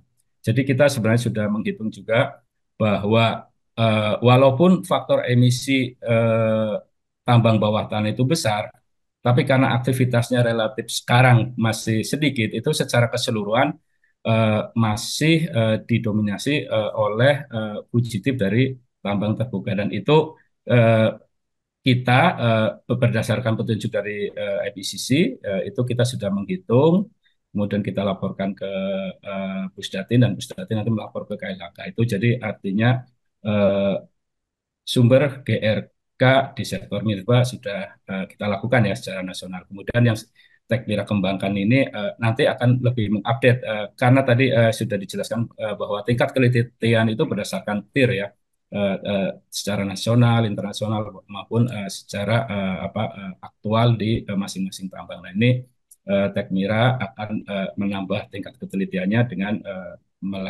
mengembangkan faktor emisi.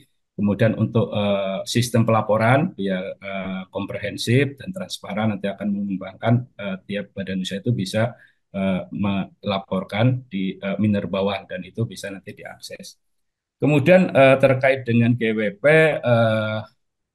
pengalaman praktis kami ini kan secara nasional ya, jadi penetapan GWP AR2, AR5 dan seterusnya itu biasanya kesepakatan di antara vokal point ya. Jadi kalau awalnya kami itu kan di SDM dengan KLHK kita tetapkan menggunakan AR2 perhitungan-perhitungan kemarin. Nah, sekarang sudah ada permintaan seperti tadi disampaikan oleh Pak Slamet Handoko nanti kita akan menggunakan AR5. Nah, ini sebenarnya kita gunakan berdasarkan kesepakatan. Begitu Pak Aryansyah. Ya, baik, terima kasih Pak. Tadi juga sekaligus berarti menjawab pertanyaan dari eh, penanya bernama Danar Hariwadinda ya Pak ya. Ya, Pak. Ya, ya. Mungkin dari Mas Anies sudah terjawab ya pertanyaannya ya tadi.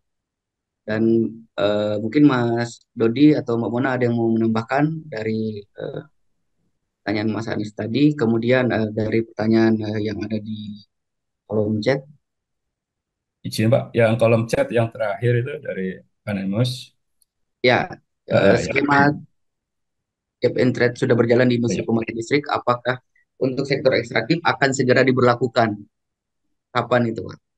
Enggak, ini terkait yang hasil studi Tekmira ya, yang di Tambang C.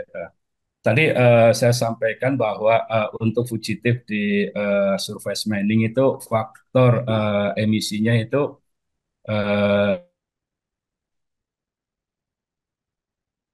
sehingga kalau tambang overburdennya rendah, berarti faktor emisinya kecil, maka intensitasnya juga akan kecil. Itu terkait di situ. Gitu, Pak. Oke, siap, baik.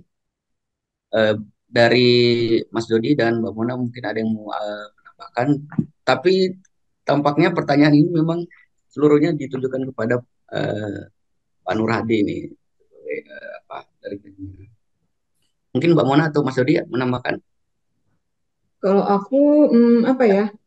Mungkin kalau dari konteksnya EITI, nah kalau EITI ini apakah memang harapannya itu adalah meskipun yang requirement 3.4 ini masih encourage, dia diharapkan itu dilaporkannya itu adalah level project gitu. Nah, di mana di EITI itu yang dimaksud dalam project itu adalah per izin usaha pertambangan atau misalnya apa PSC atau apa production sharing kontrak ataupun misalnya KK kontrak karya ataupun misalnya kalau masih ada ya misalnya kayak PKP 2B gitu kan.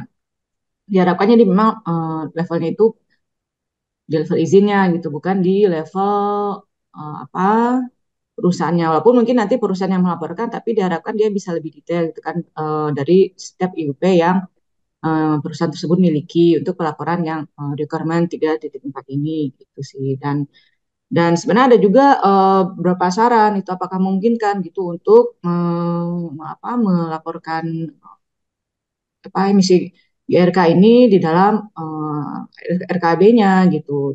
Karena kan kalau misalnya kita tahu kan RKB itu mulai dari eksplorasi sampai operasi produksinya dan di komponennya itu kan ada aspek teknik, ada aspek lingkungan. Jadi apakah memungkinkan gitu jika seandainya apa pelaporan data emisi ini dimasukkan ke dalam RKB itu di aspek-aspek yang ada di sana.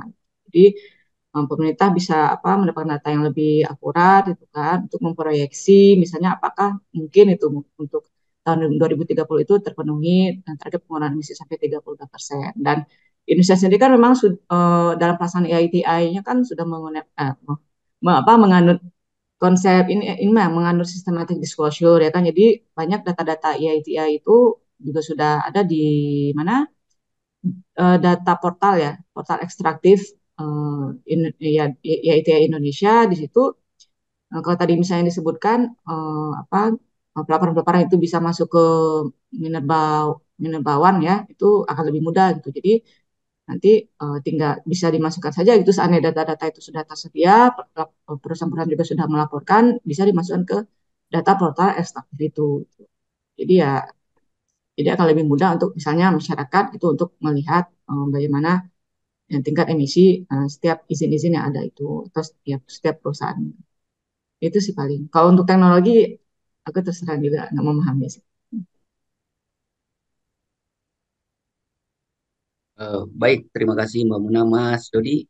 Ya, mungkin izin menambahkan tadi terkait apa pertanyaan terkait GWP ya, Global Warming Potential yang disampaikan Pak Nur Hadi tadi dari sisi nasional. Kalau dari sisi perusahaan sendiri, sebenarnya ada dua aspek yang perlu diperhatikan ya. Yang pertama tentunya terkait konsistensi ya. Jadi apa dari guideline internasional itu mereka juga menyampaikan konsistensi data juga salah satu aspek yang penting untuk diperhatikan. Yang kedua adalah apa dampak dari gas rumah kaca itu sendiri. Nah, jadi kalau kita lihat eh, GWP metana itu yang 21 dari AR2 itu kan dibikin di tahun 95. Nah, sekarang kan udah 2024 gitu ya. Jadi udah hampir 30 tahun. Nah, selama hampir 30 tahun ini para peneliti di IPCC ini melihat bahwa efek metana ini ternyata 50% lebih tinggi dari yang diperkirakan di tahun 95 gitu. Jadi ini pentingnya untuk kenapa kita harus mengupdate asumsi GWP ini. Dan apa untuk praktek di masing-masing perusahaan tentunya tergantung dari kebijakan perusahaan masing-masing ya. Tapi harapannya tadi jadi dari dua aspek tadi, jadi dari sisi konsistensi dan juga dari sisi dampak dari gas rumah kaca itu sendiri itu yang perlu diperhatikan. Nah, kemudian mungkin tadi menjawab ada pertanyaan terkait ini ya cap and trade. Nah, cap and trade ini kan sebenarnya saat ini baru di trial di PLTU dan itu baru mulai tahun lalu kan. Sekarang pun juga masih evaluasi sepengetahuan saya. Untuk sektor ekstraktif sendiri, mungkin teman-teman dari SDM yang lebih tahu, tapi saya ingin share praktik-praktik di negara lain ya, seperti di Amerika, ini dengan kebijakan Inflation Reduction Act, itu mereka menerapkan methane pricing, jadi tidak hanya carbon pricing, tapi methane pricing, jadi harga metana. Nah, harga metana ini saat ini sekitar 900 US dollar per tonnya, kemudian akan naik menjadi 1.500 di tahun 2026 seperti itu. Nah, kalau di Uni Eropa ini malah kalau di Australia kurang lebih angkanya juga segitu. Tapi kalau di Uni Eropa mereka eh, menerapkan skema penalti gitu. Jadi nanti sumber-sumber energi yang menghasilkan emisi metana nanti akan ada batas atasnya gitu kayak PT BAE gitu. Kemudian ketika melebihi batas atas ini mereka akan dikenakan penalti.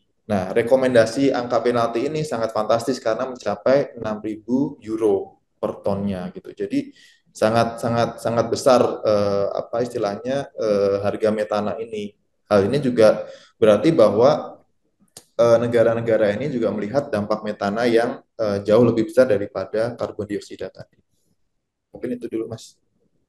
Ya, baik. Terima kasih. Jadi, Pak Nur Hadi ingin menambahkan? Kalau tidak ada, kita Ya, buka. Ya, bagaimana Pak? eh, yang cap and trade tadi saya terlewat juga ya. Ya, memang sebenarnya itu kan yang kita lihat awalnya itu kan PLTU karena memang jumlah GRK-nya terbesar itu kan. Nah, kalau perusahaan tambang yang ini seperti tadi saya sampaikan awalnya kita hitung itu kan secara nasional masih kecil sehingga nilai nilai baik nilai perdagangannya ataupun pengaruhnya pengurangan ke nasional itu kan masih rendah. Nah, itu yang sampai saat ini belum dilakukan. Kemudian langkah-langkah pemerintah sekarang sudah mengarah ke sana ya. Jadi semuanya baik di minerba maupun di subsektor lainnya sudah mengarah ke sana. Seperti tadi kita sampaikan di minerba kita sudah mulai mengarah dengan membuat pedoman, kemudian nanti ke minerbawan dan ini masih berproses.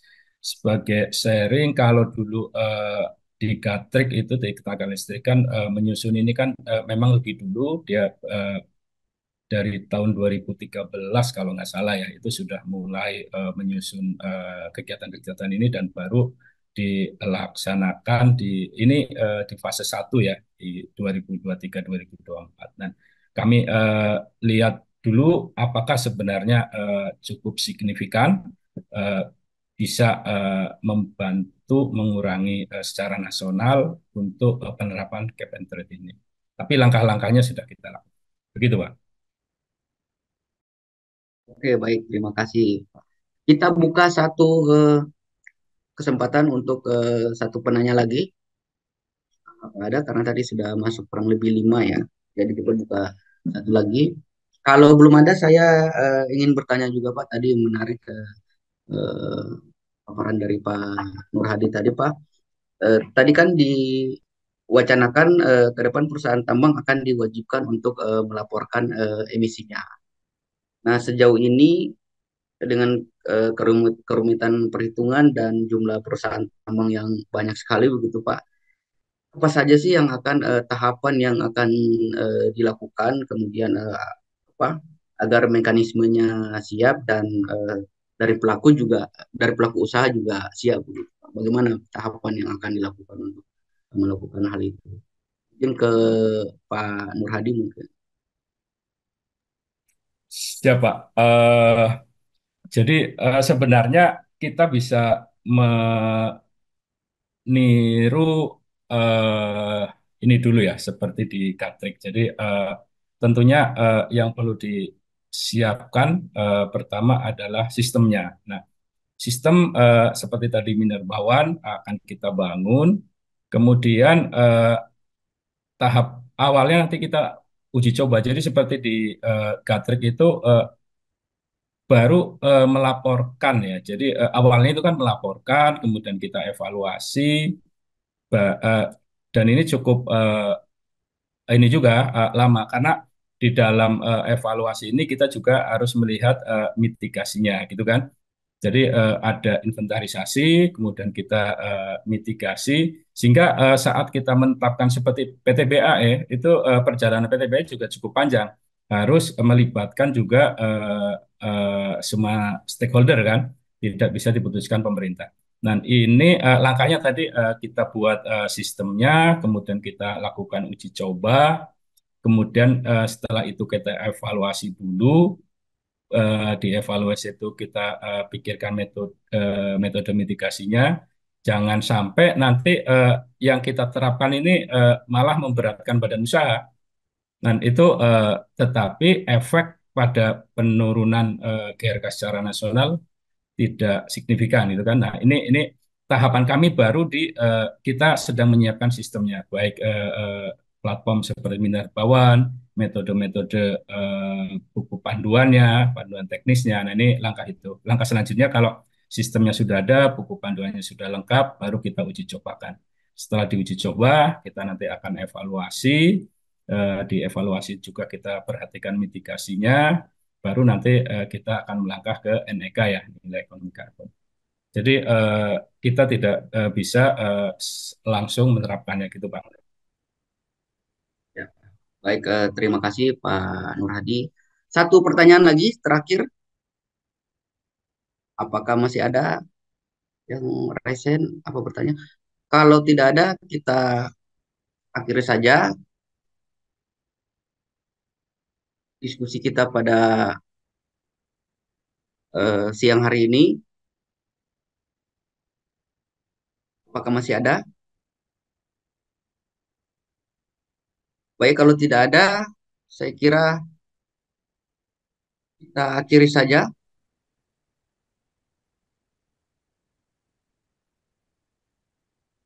Ya, baik Bapak Ibu, mohon maaf atas keterbatasan waktu karena sudah tidak ada. Kita akhiri saja diskusi kita pada siang hari ini. Namun sebelum menutup, ya, cek. Lanjut, lanjut, Ayan. Oke. Baik, mohon maaf Bapak Ibu. Untuk sebagai penutup, mohon maaf ini saya tidak menyiapkan pantun seperti diskusi pada biasanya. Tapi saya beri kesempatan waktu sekali lagi kepada para narasumber untuk menyampaikan closing statement terkait diskusi kita pada siang hari ini. Mungkin dari Mbak Mona atau Mas Dodi atau Pak Nur Hadi mungkin duluannya. Dari Mbak Mona ya. Oke, kalau dari Oke. aku sekali lagi memang EITI ini eh, tujuannya itu tadi ya mendorong transparansi dan akuntabilitas apa sektor ekstraktif di Indonesia. Jadi memang Bu apa diharapkan requirement-requirement itu sejalan itu dengan tujuan dari suatu negara. Jadi bukan untuk memperumit atau memperberat gitu.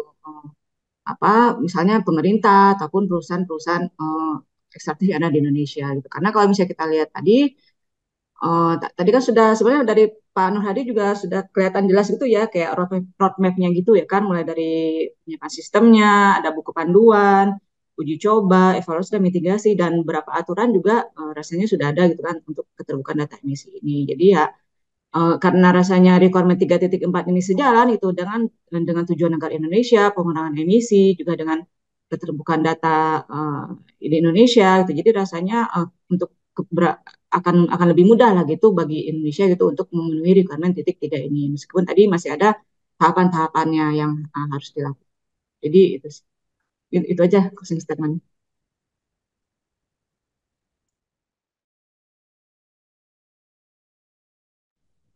Ya, mungkin lanjut saya.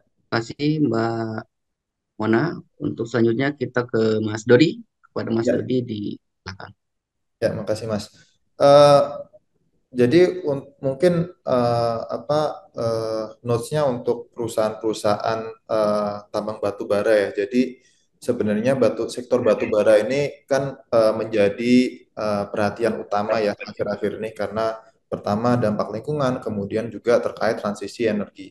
Nah, dan tentunya pelaporan emisi gas rumah kaca ini menjadi kesempatan sebenarnya, kesempatan bagi perusahaan-perusahaan di sektor ekstraktif termasuk batu bara untuk melaporkan ataupun mengidentifikasi emisinya, kemudian melaporkan kepada publik sehingga meningkatkan transparansi dan juga tentunya melihat opportunity ataupun peluang untuk diversifikasi bisnis seperti itu. Karena sektor batu bara ini apa istilahnya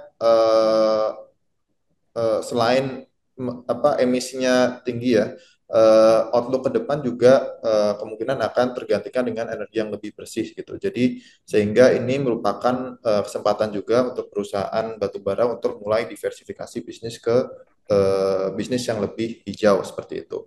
Dan tentunya dari pemerintah tadi disampaikan Pak Nur Hadi juga sudah menyiapkan kerangka pelaporan, kemudian nantinya juga akan ada panduan perhitungan emisi GRK, dan tentunya hari ini juga akan mempermudah perusahaan-perusahaan sektor ekstraktif termasuk batu bara untuk menghitung emisinya. Dan tentunya ini juga akan membantu ya pemerintah Indonesia dalam melaporkan inventory gas rumah kaca kepada UNFCCC dan nantinya juga akan membantu penyusunan strategi mitigasi yang lebih efektif karena tanpa inventory emisi yang sesuai yang lengkap yang terupdate itu akan sulit untuk kita melakukan strategi mitigasi yang efektif seperti itu. Jadi tinggal bagaimana dari perusahaan di sektor ekstraktif ini untuk mengaplikasikan panduan-panduan maupun standar-standar perhitungan emisi gas rumah kaca dan juga melaporkannya kepada publik. Dan satu lagi EITI ini saya sangat senang ada platform EITI ini karena tidak hanya menyampaikan apa ya sebagai wadah gitu ya untuk publik dapat melihat produksi batu bara, produksi mineral, kemudian juga PNBP yang disumbangkan kepada negara, tapi nantinya juga publik juga bisa melihat dampak lingkungan seperti apa sih. Nah, itu tentunya juga apa istilahnya menjadi uh, bahan ya untuk publik untuk bisa lebih kritis terhadap perusahaan-perusahaan batubara ataupun sektor minerba tadi. Jadi selain menyumbang PNBP kepada negara, tapi tentunya dampak-dampak tadi tentu tetap perlu kita perhatikan seperti itu. Terima kasih, Mas. Baik, terima kasih Mas Dodi. Dan untuk selanjutnya kepada Pak Nur Hadi, closing Siap, Mas statement-nya Ariansyah. disilakan. Ya, sejalan dengan Mbak Mona dan Pak Dodi, dunia selalu berubah dan perubahan ini adalah sudah secara global berubah ke arah energi yang lebih bersih dan di sektor ekstraktif ini tadi Pak Dodi bilang jangan jadikan ini sebagai beban, tapi ini adalah momentum. Dengan kita berkolaborasi, bekerja sama, maka kita akan bisa melewati ini, bahkan bisa lebih baik. Begitu, Pak. Baik, terima kasih Pak Nur Hadi. Kita sudah sampai di sesi akhir ini, namun sebelum mengakhiri diskusi kita pada hari ini, di akhir ini saya apa mohon berkenan kepada Pak Arianto Nugroho atau Mas Arianto sebagai Koordinator Nasional PWP Indonesia untuk memberikan sepatah dua kata sekaligus menutup webinar kita ini. Kepada Mas Ari, disilahkan. Baik, terima kasih. Assalamualaikum warahmatullahi wabarakatuh. Mungkin singkat saja on behalf penyelenggara webinar kali ini mewakili Publis Batu Indonesia, Ember Climate dan Pusdatin selaku Sekretariat IET Indonesia, kami ucapkan terima kasih yang pertama kepada seluruh narasumber, Pak Nur, Mbak Mona, Mas Dodi atas paparan yang luar biasanya. Yang kedua, tentu ini bukan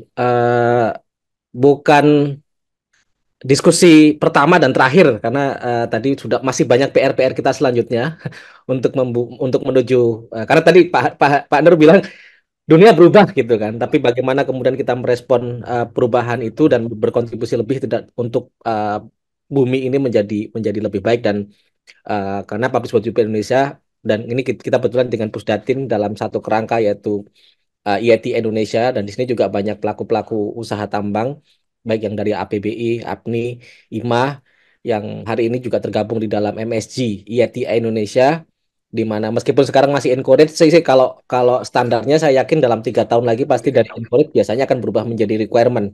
Nah ini kesempatan bagi Indonesia sebenarnya sembari menunggu itu requirement, tapi kita sudah bisa mempersiapkan mulai dari sekarang. Tentu saja kami berharap nanti dari Tekmira juga bisa banyak mengundang MSG YTI baik dari perwakilan pelaku usaha, perwakilan pemerintah maupun masyarakat sipil untuk ayo kita bersama-sama membangun platform ini bukan sekedar platform untuk menambah beban, tetapi memang bentuk kontribusi kita terhadap bumi kita yang menjadi lebih baik di dalam konteks mitigasi dan adaptasi perubahan iklim.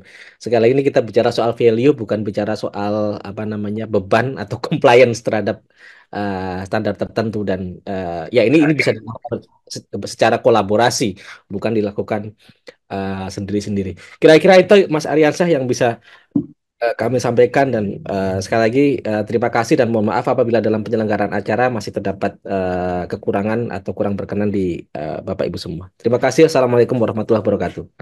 Baik, terima kasih Mas Arianto selaku Koordinator Nasional PWP Indonesia. Dan saya sebagai moderator kembali mengucapkan terima kasih kepada Pusdatin Kementerian SDM, kemudian PWP Indonesia, dan seluruh narasumber beserta seluruh peserta yang hadir pada diskusi kita hari ini. Dan sebagai moderator saya mohon maaf kalau ada salah-salah kata. Akhir kata saya tutup. Assalamualaikum warahmatullahi wabarakatuh. Waalaikumsalam. Selamat siang dan salam sejahtera untuk kita semua. Waalaikumsalam. Terima kasih Mas Dodi, Pak Nur Hadi. Terima kasih Mbak Muna, Pak Nur Hadi, Mas Terima Aryansyah, Mas Ari. Assalamualaikum. Terima kasih Mbak Mona, terima kasih Pak.